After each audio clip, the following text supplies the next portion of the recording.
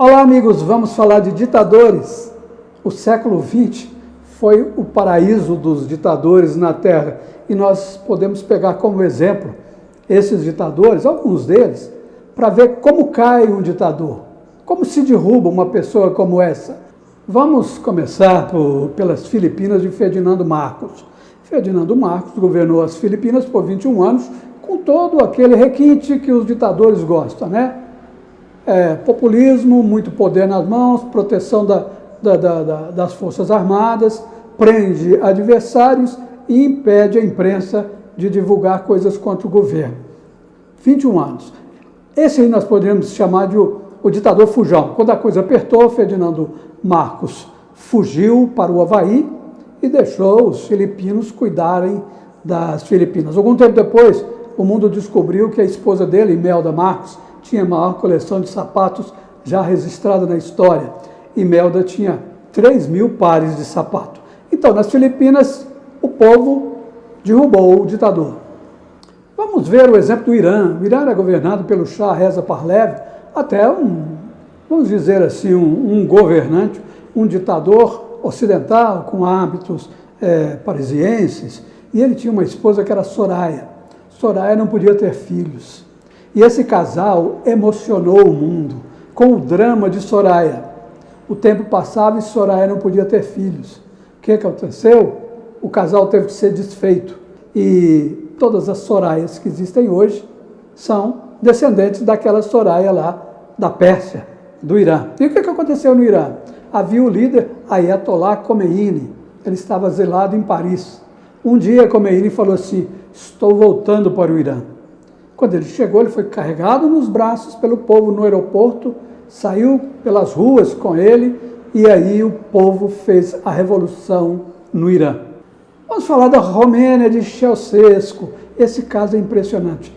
Ceausescu governou a Polônia durante o comunismo do leste oriental. Todo mundo sabe o que foi o comunismo, né? Tudo de ruim aconteceu naqueles países.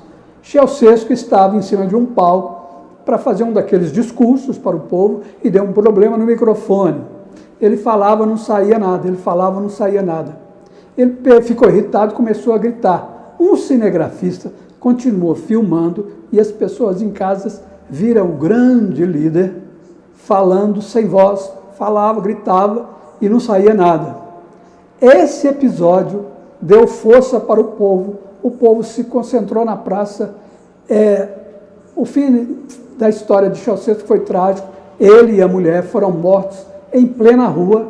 O povo da Romênia acabou com Ceausescu. O Egito é uma coisa mais recente, acho que todos se lembram, né? O povo reunido na Praça Tahrir. As noites e os dias passavam e o povo não arredava pé. Queremos a cabeça de Mubarak.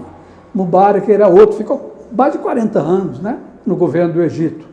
Até que, enfim, o povo venceu e Mubarak caiu. O povo derruba governo forte quando o povo perde o medo. Quando o povo perde o medo, vai para a rua, o governo cai. Na Líbia aconteceu um caso semelhante. Gaddafi se encastelou lá no palácio, não quis sair, não pediu asilo, não viajou para outro país, ficou esperando a turba ensandecida, né, que eram os revoltosos. Eles chegaram, invadiram o palácio, pegaram Gaddafi. Foi outro também que teve um fim trágico. Ele foi morto pela multidão insana. A multidão, quando vence um conflito assim, não tem controle. E Gaddafi foi vítima da sua própria ditadura, né? Agora vamos falar dos grandes líderes comunistas. Esses não caíram. Stalin, na União Soviética, ficou até morrer. Considerado um dos maiores assassinos em massa que a humanidade já conheceu, ao lado de Hitler, na Alemanha, Stalin era tão temido que ele teve um problema de saúde, um AVC ou um infarto, e ninguém teve coragem de bater na porta, de arrombar a porta para ver o que estava acontecendo. Quando, né, o grande comando do país chegou lá, Stalin foi pego se arrastando, ele tinha se arrastado pelo chão, morreu sem atendimento médico, sem ser atendido, sem ser socorrido.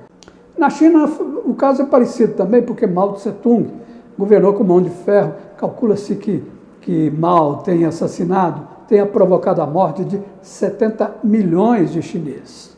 É uma barbaridade muito grande. Tudo que se relata em relação a Mao tem a ver com muita barbaridade, muita ferocidade. Também foi até o fim. Nos últimos anos, nos últimos 2, 3 anos, ele já não estava mais lúcido, já não conseguia entender mais nada, mas mesmo assim foi mantido como o grande líder da China até a morte. Nessa época tivemos, os ditadores fizeram a festa no século XX, havia ditador Salazar em Portugal, Franco na Espanha, o general Tito na Iugoslávia. O mundo era governado quase que só por ditadores. E tivemos ditador no Brasil também nessa época. Getúlio Vargas foi ditador no Brasil durante 15 anos. Só que o Brasil é diferente de todo o resto do mundo. As coisas aqui sempre se resolvem de outra maneira, né? Depois da guerra, houve uma grande resistência ao governo de Getúlio Vargas. Ele foi forçado a convocar eleições. Ele saiu do governo, voltou para o Rio Grande do Sul, não foi processado, não foi criminalizado, não houve nada contra Getúlio. E alguns anos depois ele foi convidado a voltar, desta vez para disputar eleições, né, no voto, ganhou, governou, até que não resistiu à pressão popular, deu um tiro no peito, saiu da vida para entrar na história. No Brasil também teve os governos militares, né, que uns chamam de ditadura, outros chamam de governo forte. Não interessa aqui essa questão, o fato é que eles ficaram 20 anos comandando o país. E também saíram sem revolta popular, sem povo na Praça Tahir, né, sem povo invadindo o Palácio do Planalto. Eles foram fazendo, os militares fizeram a abertura lenta e gradual, né, e segura. E o último presidente foi esse aí, o presidente General Figueiredo, entregou o governo para o seu sucessor, que seria Tancredo Neves. Então, daí a história dos ditadores. A maior parte deles, ou os que foram derrubados por revoltas populares. O povo na rua derruba governo. O povo na rua derruba ditador. Temos problema com isso aí agora.